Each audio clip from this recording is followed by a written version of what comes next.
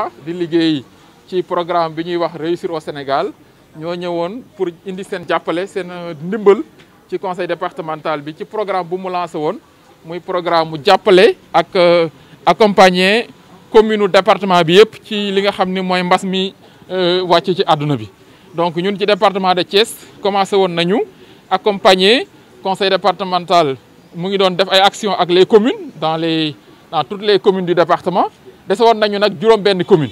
juróom-benn yooyu tey ñoom la ñu regroupé vraiment pour xool ak partenaires yi nan lañ leen di jàppale pour que jeunes yi ak les maires accompagner population yi sensibiliser leen mais également jàppale leen ci ay kits d'hygiène moo ñu mën leen jox ay masques jox leen aussi ay savon ordinaire jox leen ay eau de javel jox leen ay gel loolu lépp mais aussi ay kits de rinçage mooy fu ñuy raxasoo ki xam nga ci bërëb yi nga xam nit ñi dañ fay daje yooyu yëpp dafa am solo loolu nag li ko waral mooy suñu partenaires yi ñuy wax groupe GFA nga xam ne dañuy liggéey ak coopération allemande ci programme bu mag bu ñuy wax réussir au Sénégal ñoom ñoo ñëw jàppale ñu ci loolu ñoom la ñu bind ñu tontuñu daal di nangu ñëw accompagner ñu def nag loo bu am solo ndax defe naa tey li ñu joxe nekk na loo yi nga xam ne moo gën a am solo bi ñu commencé ba léegi donc loolu lépp day wane rek ñoom seen yéene mais également seen taxawaay ci wetu askan wi ci li nga xam ni mën naa ni moo tey tax lëmbi àdduna bi yëpp te lii comme ni ma wax nekkul woon ñoom seen activité principale ndax ñoom li évoluent dans la santé ñoom ci former jeunes yi la ñu nekk pour wutal leen liggéey waaw ci loolu mooy seen métier mais lii bi mu taxawee xam nañ ni tey àdduna bi yëpp lii moo leen préoccupé ñoom ñu ni kon nañ ci dugal seen loxo waaw ba tax na kon ñoom mënuñu leen sant leen gërëm leen ci li nga xam ni nangu nañu dugal ci seen loxo te loo xam ni sax bokkul woon seen activité muy acte de générosité boo xam ne war nañ ko saluer mais également ma saluer les maires yi nga xam ni ñoom ñoo d'accord ñu joxante loxo ñun ñëpp àndandoo liggéey ci loo xam ne day renforcer département bi mais également saluer la présence de notre sœur Fatou Sène députée nga xam ne ci département bi la ne aussi dugal loxoom ci xeex bi mais également saluer Croix-Rouge seen taxawaay ci wetu askan wi mais également rôle bi ñuy jouer ci mbiru xeexu mbas mi vraiment Croix-Rouge war nañ leen rendre hommage moo taxoon ma ne woon naa profiter vraiment ci présence du président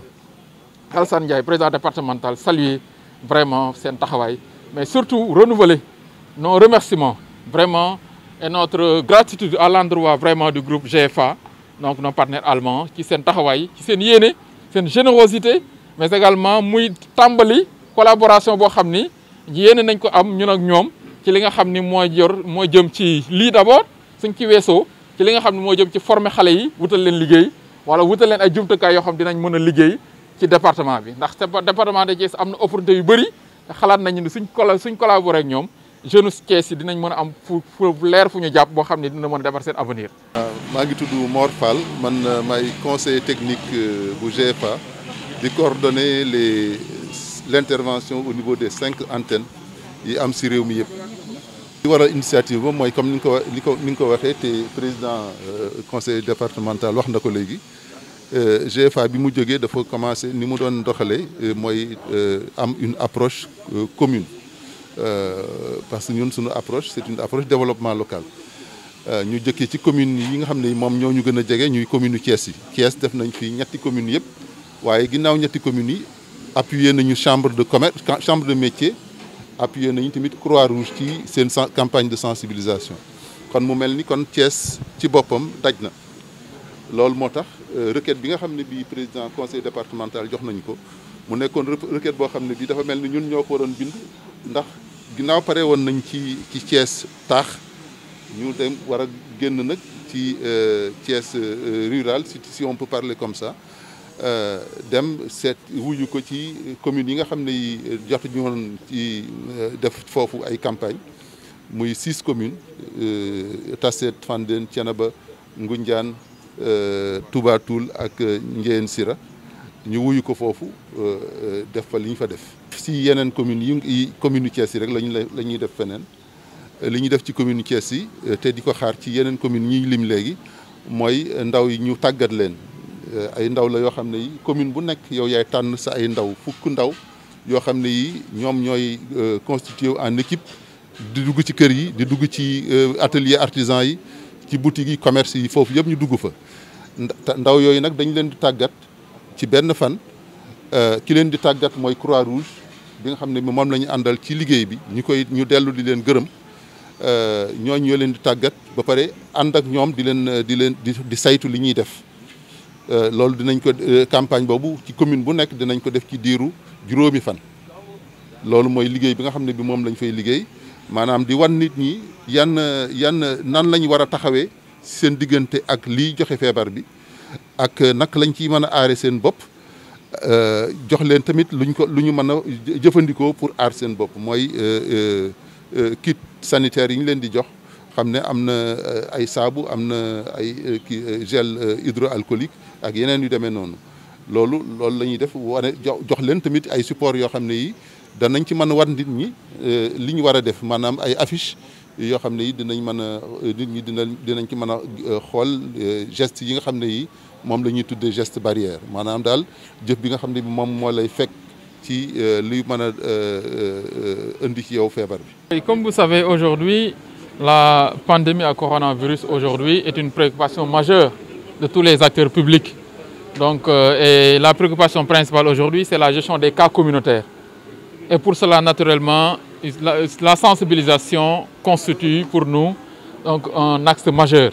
C'est pourquoi nous avons souhaité donc, la mobilisation de tous les acteurs au niveau départemental. Toutes les communes du département de Thiès, à mon avis, avaient déjà commencé à sensibiliser, à mobiliser les citoyens. Mais nous avons pensé que les accompagner, les capaciter, les renforcer avec des kits d'hygiène serait aussi un moyen donc, de contribuer de manière efficace à la lutte contre la provocation du coronavirus. C'est dans ce cadre que nous avions sollicité nos partenaires allemands du groupe consulting GFA, qui travaillent avec la coopération allemande dans le cadre du projet Réussir au Sénégal. Et ils ont vraiment été d'une oreille attentive, mais également d'une grande générosité. Ils nous ont fait aujourd'hui un don de matériel qui peut toucher plus de 5000 personnes au niveau du département de Thiès. Ces activités se dérouleront dans 6 communes du département qui n'avaient pas encore été naturellement couvertes par les activités précédentes du conseil départemental. Et avec les maires, nous avons également travaillé à désigner les villages ou les zones les plus sensibles pour pouvoir mener les activités. Mais également, GFA a accepté de prendre en charge la mobilisation de 10 jeunes par commune. Et que dans chaque commune, nous allons recruter 10 jeunes qui seront intéressés et qui vont travailler pendant 5 jours. La première journée, une journée également est dédiée à la formation. Mais le reste également, les jeunes se déploieront sur l'ensemble du territoire communal pour apporter la bonne parole, la sensibilisation, donc former les gens sur les gestes barrières, mais également distribuer des kits. Plus de 5000 kits seront distribués au niveau départemental et je pense que c'est extrêmement important. Donc je pense que c'est le lot le plus important naturellement de dons effectués aujourd'hui par nos partenaires. Et c'est l'occasion vraiment pour nous de saluer le dynamisme de la coopération allemande, mais surtout la capacité d'action et de résilience vraiment de nos partenaires qui sont adaptés au contexte. Parce qu'il faut dire que l'activité principale de GFA, ce n'est pas naturellement dans la santé, c'est dans la capacitation des jeunes, la formation, l'emploi des jeunes. Mais avec la pandémie, ils ont accepté de s'adapter, mais d'apporter aussi leur contribution dans cette lutte aujourd'hui qui est une problématique mondiale. Donc la contribution tourne autour d'une dizaine de millions. Je pense que c'est une contribution importante quand même de nos partenaires. Comme j'ai dit, dans un contexte particulier qui n'est pas leur activité principale, mais ils ont accepté de s'adapter. Et je pense qu'avec ce que nous avons déjà fait, au niveau du conseil départemental, les 5 millions au comité départemental de gestion des épidémies, les 3 millions au conseil communal départemental de la jeunesse et les autres actions que nous avons menées, les 6 000 masques qui ont été distribués avec les 6 000 autres qui restent, et tout cela montre simplement l'engagement du conseil aux côtés des autorités, mais également des populations dans le cadre de cette lutte contre le coronavirus. Et assez composite, ça veut dire que c'est constitué naturellement de masques, de gel hydroalcoolique, d'eau de javel, de savon ordinaire, mais également de savon liquide. C'est vraiment tout un package. Hein. C'est un lot extrêmement important, mais également avec différentes composantes. Je pense que même sur les masques, naturellement, nous allons continuer à travailler pour essayer d'accompagner les populations de Thiès pour que chaque citoyen de Thiès puisse avoir au moins 2 masques. Ça, nous allons y travailler en mutualisant nos efforts avec les maires et toutes les autres composantes qui travaillent dans ce cadre. Pendant les initiatives qu'on a lancées pendant les 4 dernières semaines, on a surtout couvert la ville de Thiès avec ses 3 communes. Mais le coronavirus ne connaît pas de frontières et ne connaît pas de limites d'une ville. Et on m'a donné déjà il y a quelques semaines le message, il ne faut pas négliger les communes rurales. Et en coopération et sur demande du conseil départemental, on a identifié 6 villages autour de Thiès, 6 villages ruraux, où on va lancer dans ces 6 communes maintenant notre initiative. Est-ce que c'était la formation, le projet initial? Oui, bien sûr. Comme monsieur le président du conseil départemental a dit, il faut être flexible. Et si une situation change, c'est la tâche aussi de la coopération allemande, la tâche de GFA, de changer l'approche. Et le besoin actuel de la population et des citoyens, ça c'est des mesures pour la réponse contre le coronavirus. Et nous avons assuré notre solidarité et nous sommes en train d'adapter nos activités sans perdre nos activités originaires, c'est-à-dire une fois la crise